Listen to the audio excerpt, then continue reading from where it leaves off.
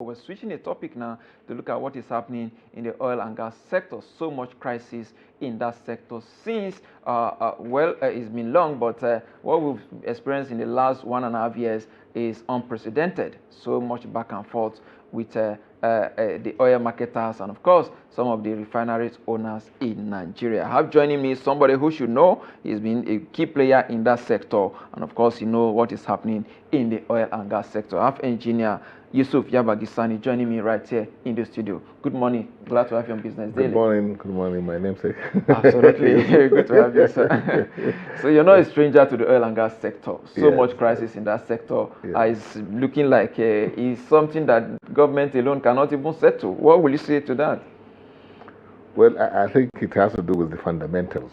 In a sector like the oil and gas sector and what it represents to Nigeria, in terms of everything. If you look at other sectors of the economy, there is such a strong nexus.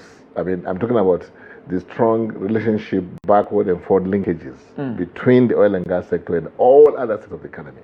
So anything happening in that sector has a tremendous impact on other sectors of the economy. And like you know, the progress of any economy at all, is hinged on how efficiently are you able to supply energy to the economy. So if we allow these hiccups, to go on, definitely it's going to affect the growth of our economy. I'm talking about GDP now because everything revolves around oil and gas sector. Not only in Nigeria, I'm talking about the global economy itself. So the problem we are having can still be traced to the fact that you have the managers of that sector who do not seem to care or have some kind of, air of untouchable, around them. So therefore, they do anything and they get away with it. So this is why you do not find the kind of discipline that you expect in that sector, which will translate to the efficiency which we are talking about. Corruption is endemic in that sector. That sector has not met the minimum requirement, irreducible minimum that you require in the performance of an economy like Nigeria. We know this. The president himself said it. Two issues brought us to where we are today. Subsidy is at the bottom of it. Subsidy on fuel, subsidy on naira. Isn't it? And the two can be traced to the oil and gas sector because naira itself, to become strong, you need the oil and gas sector to work efficiently so that you can generate enough foreign exchange, which you will now put in your reserve, foreign reserve, to now show off the value of your naira. Supply of petrol to the economy is also squarely in the oil and gas sector, which means that sector should be micromanaged. Not by the president becoming the minister of that sector, but by putting somebody there that the minister, an expert that is responsible, that can be punished and can be rewarded, that National Assembly can summon and can give, a final report on what is happening. Not you summoning a minister of state, which by nature he has to report to another minister because it says that it's a junior minister, isn't it? So even the arrangement of the sector itself, it's a recipe for crisis. So that's why you're having what you're having. Like I said, there's this air of untouchable, that the managers in that sector, have, and you have the arrangement, the political arrangement of that, of the hierarchy, the operational arrangement. All of them are recipe for crisis. So the issue between Dangote and NNPCL or NNPC or the marketers is that it can be traced directly to what I've just told you. Lack of discipline in that sector. Corruption is endemic. That's why you cannot get it right. All right. That's why otherwise NNPCL should be ashamed of themselves that we have 4 refineries, we can't manage to bring one to produce. Somebody has managed to bring one to help the country, and we cannot manage, the situation to at least save them, from the embarrassment. Why? Because nobody is holding them accountable. That's why they just go, as business as usual. So the point I'm making is that we need to, first of all, make that organization to become disciplined, to be answerable, to Nigerians. You can't come and keep trying and keep promising Nigerians that, give us 1 month, give us 2 months, give us 2 weeks. It's looking like the Jesus is coming soon. And nothing is happening. And the guys are sitting comfortably, well, in their offices. Nobody has issued query to anybody. Nobody has been asked to explain why did you take Nigerians for a ride? Why did you deceive us? Why did you say? This is a huge, investment we are talking about. So you're asking the crisis in that sector. The crisis has just started. It has started because no serious effort has been made to reform that sector to respond to the need of this big, promising, very with high potential economy, which we call Nigeria. Nigeria, indeed. You say that the crisis is just beginning. It's just beginning. But what we were told when Dangote started building his refinery was the fact that that refinery was going to be a game changer for Nigeria. That by the time the refinery begins production, the cost of fuel in Nigeria was going to come down. And of course, when what we are seeing now is a different story. We're seeing a lot of back and forth between marketers, the NNPC, and of course the refineries owners. Who do you think is at the center of all of this problem? You've mentioned NNPCL. NNPCL also saying they are not a government-owned company, they are an independent enterprise that is also into business. Who do you think we should hold responsible? The man we elected, the person you elected to oversee the economy for you, the president. You should hold him accountable to account. Like the man in NNPC tell you that we're a private organization, so don't come to us. Okay, but you elected somebody to oversee the economy, the entire country for you.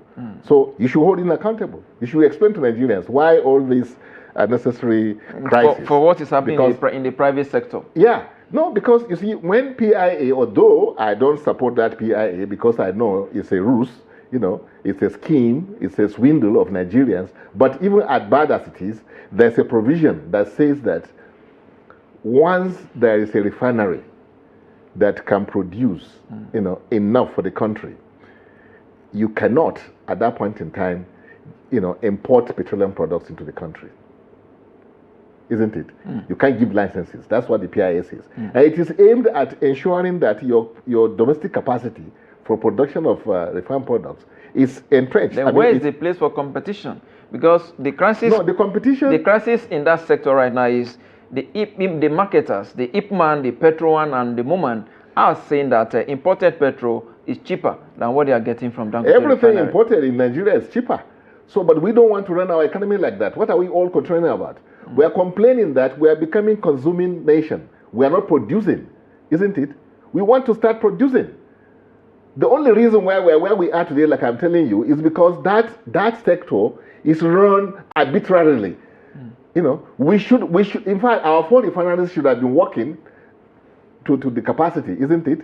And we should be adding more by doing what? Not exporting crude out of the country. Because when you export crude out of the country, you're exporting jobs to another client.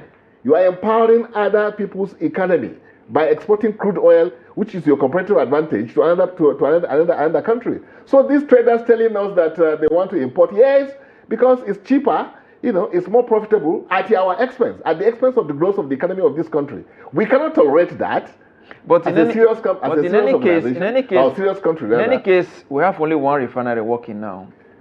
Talking about Dangote Refinery. So if you allow only Dangote Refinery to supply the domestic economy, where is the place of competition? Which competition are you looking for? The competition Dangote is going to continue to enjoy the monopoly. If there's any competition you're looking for, it's the competition that will grow your economy. Not competition that will give a private one person, money into his pocket. Dangote has come out to show that he loves this country. That's why he sunk up to $20-something billion, in that sector, which is government that's supposed to serve you has failed to do, and they're not even ashamed of themselves. So, to tell which competition are you talking about? Are you producing and they say you can't sell? Let NMPs come out to the refineries and let them start. Why can't Ipman and other marketers? Why can't they come together and then put money together to build a refinery? Why are they running to other places to strengthen the economy of other countries? You know, is that not what why we are where we are today? Because we need dollars, isn't it, to buy this excessive consumption? You know, by us, when we have the raw materials here, we have the capacity here to produce.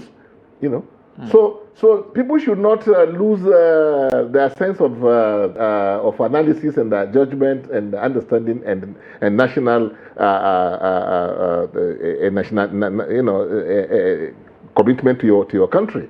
You know, but there is also an allegation that Dangote Refinery cannot.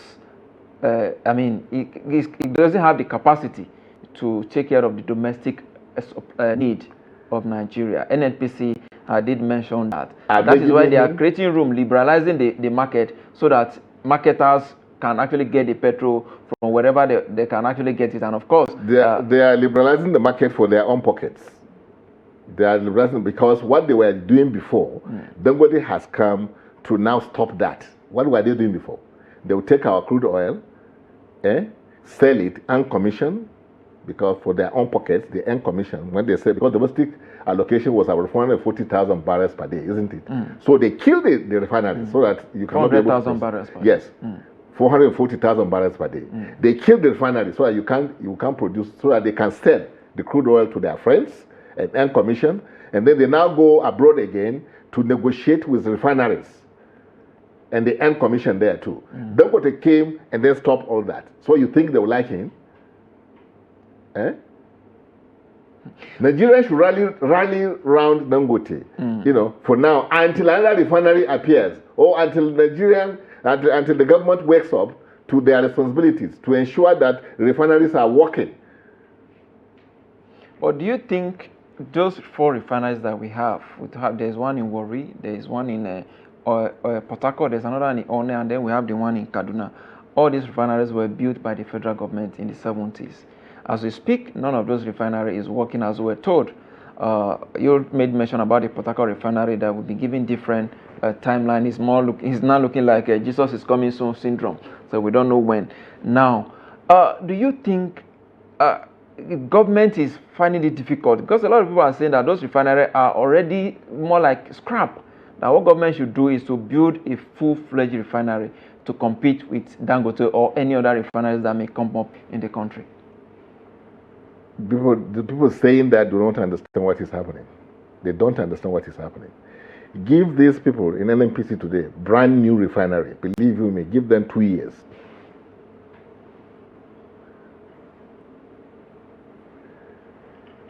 Go ahead, sir. Give them 2 years. Those refineries will not work. That's what is called maintenance culture. That's what is called discipline, sense of responsibility, you know, sense of urgency. It doesn't exist in government. And that's at the bottom of what is happening. Go to other countries. The refineries there are several years more than what we have here, and they are working still. Because why? They are maintained. People running them have sense of responsibility. You know. But here, it doesn't belong to anybody. It's government property. So they do whatever they like with it. You know, they will keep the refinery will not work, and somebody will pay the salaries. So they earn everything that they are earning their promotions. They are sending them all over the place for training. They earn extra codes, and the money is not working though. You know, it's only in a bizarre country like this that you hear of such things happening. So it's not a matter of refinery being old or not old. Give them brand new refinery. Believe me, they will kill it because it's a willful damage that is visited on those refineries. Otherwise, there are refineries built so many years before our own, and they are working still. It's the attitude, I'm telling you. There's nothing wrong with what we have. But because of the way, you know, we are running our country. And that's why I said, if you're looking for anybody to hold accountable, it's Mr. President himself. Well, if you're talking about Mr. President, the current government, the challenges we're having now did not start with him. There were a president before him. I could recall the issue of subsidy. In same countries, even if the man has left office, if he's still alive, invite him. Invite him. He asked for the job, isn't it? So You can invite Buhari, invite whoever you want to buy, Obasanjo. Why are the refineries not working? Let them explain. They are responsible.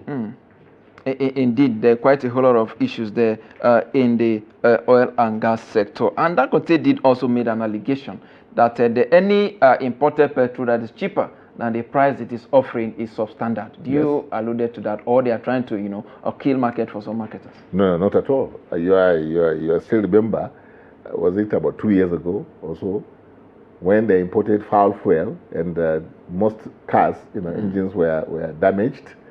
In fact, at a point we couldn't even get fuel to buy, so the economy was at a standstill, lost billions of naira, as a result of some irresponsible authorities that allow the foul fuel to come into the system. The ones you call MDR or whatever, midstream, downstream regulatory agencies. What were they doing? Why did they check those the fuel that came in? Well, what they do now, let me tell you. They have been accused of not even having laboratory for testing some of this crude. What they do is that, you see, when they export our crude oil to Europe or America and what have you, they will refine it. Of course, there are various qualities, isn't it? It is the lowest quality that is harmful to your health. Because, of course, Europe, they will allow you to bring something that will kill them. But here, who cares? They will bring in it's our crude, though. They have taken the best part of it, and then they'll now give you the substandard one. That's what they import. When you go there to say you want to buy, they say, okay, we'll sell to you. But they'll sell the substandard one, the one that is harmful to even your health, not only your cars. So Dangote has come to stop all that, and that's why he's facing this, onslaught of challenges, what have you, by the private sector, by the public sector, because all of them were feeding fat on you and me. One gentleman thought that he should help the country so that they won't take advantage of you, and then they are frustrating him left, right, and center. That monopoly. Okay, bring your own refinery if it's monopoly. Indeed. Quite a whole lot of controversy there in that sector, and it's going to continue for a long time. Let's look at the issue of the crude oil crude oil selling naira that Dangote is supposed to benefit from, and we were told that that is going to cut our FX demand by 40%. By the time you cut the 40% demand of FX, that should have a lot of impact on the domestic currency, talking about the naira now in this case now. That this started on October 1. What impact do you think that has had so far on the domestic economy and indeed the naira as a currency? Supposedly is to free the naira from that pressure which comes from the oil and gas sector, because a big chunk, more than 30% I think of that, of the demand for naira comes from that sector. Much more than that actually. So yes, it was a genuine axiomatic decision by Mr. President to say, okay, we'll sell crude oil to local refineries in naira. Fantastic. But implementation, there's a big pushback. The big pushback is from NNPC people themselves, is from the international organizations refineries who are selling refineries to you, is from your traders here, who were enjoying dollar allocation, that they will not use all of them. They will go to Bureau de Change and change part of it to naira, and they'll use just a percentage to import the oil. So that is a lucrative business that Dangote has come to stop, for you, so that you can begin to live, not exist as a human being. Indeed. Well, if you're talking about Dangote coming to stop that, we see some IOCs exiting the country. Only yesterday, or last week rather, the Minister of State for Petroleum, Hennekin Lokwebre, did say that ExxonMobil, Shell, and the rest of them are only divesting, that they are not leaving the country.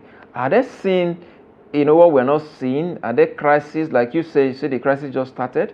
Are they seeing that this crisis may not, end or in any way benefit them? Is that the reason why they are actually leaving the country, or the impact of Dangote entrance into the oil and gas sector is scaring many of them away? Of course, Dangote is the richest man in Africa. Well, both, in the sense that, you see, they are not able to steer the country blind anymore, you know. And the IOCs you are talking about, of course, they see that you are not a disciplined country. You know, that is for sure. If you are a disciplined country, when Mr. President assumed office, the very first place he will reform, you know, he will go to ensure that people are punished for throwing the country into this crisis. Because, like I said, two things led to where we are today. Two, and they are all subsidies, isn't it? And these subsidies are from where? Naira, you know, strengthening our Naira. One is, you know, supporting the fuel consumption. All of them can be traced to an NPC. Nigerians are talking about the domestic, you know, I mean the oil sector, because they don't know what is happening in the upstream. It's worse than what is happening in the domestic sector. The downstream. It's worse. The still in there. It's worse than what we are battling with here. But we hardly come in. What you come in contact with is the effect of it, the aftermath of it, which is the Naira crashing, you know, which is you are not able to fund your programs like education and other things like that, because why? What should accrue to you is being stolen upstream. Nigerians don't know that. But what we are losing there, believe you me, is so much. So these guys, perhaps that you say are divesting, they're divesting because they see that you cannot continue to loot, you know, without end. Isn't it? I remember something happened when Buhari came on board, because I was involved in a program that was aimed at sanitizing the upstream sector of the economy, you know, which was introduced by Jonathan, you know, towards the end of his administration. So Buhari came. So when Jonathan introduced it, for almost 3 months or 4, the IOCs were saying over their dead body, they will never allow this program to work. So Jonathan was fighting then, I mean, and then so the moment Buhari came on board, these IOCs started calling the ministry. That, okay, what do you want us to do? You know, we are ready to do this, we are ready to do that. The compliance was coming on their own. But 6 months down the line, they saw that this is not the Buhari they thought was coming. You know, in fact, they even canceled the program. They stopped it with impunity. So the point I'm making is that, you see, these white guys, you call IOCs, they are the biggest problem of this country in terms of our oil and gas sector. Is it difficult? They are here for profit. You know, remember that. They are here for profit. And any company that is here for profit will, of course, do whatever it takes, you know, for them to maximize their profit. It is up to you, the country, to ensure that you are not taken advantage of. Here, we collaborate with them. Why? Because the civil servants you have running your economy, they have no stake. Nothing happens to them. Indeed. You know. Indeed. In terms of welfare or something, their welfare, in fact, gets more even, you know, boosted than if they. So, because who is government? Indeed. Talking about the IOCs, you talk about the IOCs. Not actually, there are many of them. You say they are not here to, you know, support our economic growth and development. No, that's not their business. They are not UN. They are United Nations. Why are the local investors not taking advantage of the huge oil and gas sector that we have? We have so many domestic energy companies. We have the likes of Oando. We have the likes of Internal Oil, and so many of them.